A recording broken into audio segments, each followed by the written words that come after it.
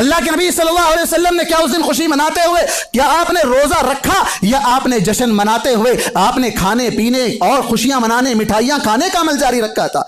आपने रोजा रखा। ईद के दिन रोजा नहीं रखा जाता। अगर वो रोजा रखते हैं तो ईद का दिन नहीं था, अगर वो ईद का दिन था तो फिर आपने रोजा क्यों रखा था?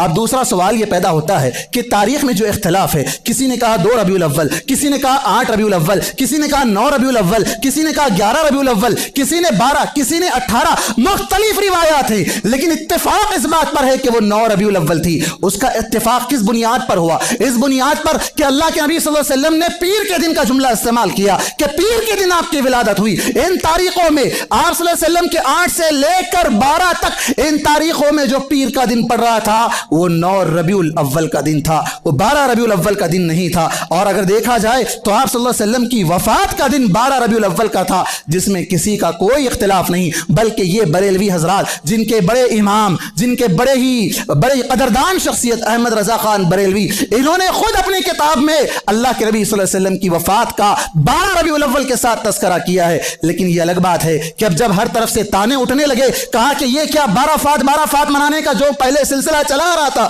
तुमने उस दिन को विलादत का दिन बना डाला और उस दिन तुमने विलादत की जगह पर ईद मिलादुन नबी के साथ जोड़ दिया। तो कहा कि नहीं, अल्लाह के नबी का इंतकाल ही नहीं हुआ, आपकी वफात ही का इनकार कर दिया। इन्नका मय्यितुन व इन्नहुम मय्यितून, कुरान में 1 मरतबा नहीं, आपकी मौत का तस्करा कुरान में 5-6 मरतबा आया है। लेकिन उसके बावजूद चूंकि हमने अपने तौर पर यह अकीदा गढ़ लिया है कि यह 12 रबीउल अव्वल जो कि आपकी वफात का मुत्तफका दिन है, हम उस वफात का इनकार करके आपकी विलादत को, जो कि जिसमें के इख्तिलाफ है, उसको विलादत का दिन मानते हुए जश्न मनाएं। भला बताओ, ये विलादत का जश्न हो रहा है या आप सल्लल्लाहु अलैहि वसल्लम की वफात पर जश्न हो रहा है? आप सल्लल्लाहु अलैहि वसल्लम की वफात का दिन कैसा था?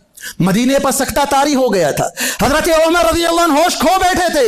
हजरत फातिमा की मुस्कुराहटें खत्म हो गई थी। सारे लोग रोने में पड़े हुए थे। वही का सिलसिला बंद हो गया था। वो दिन कैसा गुजरा होगा, वफात का दिन? थोड़ा सोच कर देखो। और आज का मुसलमान डीजे लगाकर, मिठाइयां बांटकर, पूरी बनाकर, खाते हुए, खिलाते हुए, और उससे बढ़कर शरीयत इस्लाम के जो शायर है, मक्का और मदीने का मॉडल बनाकर उसे दूसरों की तशबीह देते हुए, दूसरों की मुशाबहत अपनाते हुए, गाड़ियों पर रख कर ले जाकर उसे रोड और सड़क के किनारे फेंक कर अल्लाह के नबी सल्लल्लाहु अलैहि वसल्लम की शरीयत का ये ढंढोरा पीटे जा रहा है, ये मजाक उड़ाया जा रहा है। आप सल्लल्लाहु अलैहि वसल्लम की भी तौहीन, आपके दीन की भी तौहीन, शायर इस्लाम की भी तौहीन, फिर ये कहें कि हम आशिक़ रसूल हैं।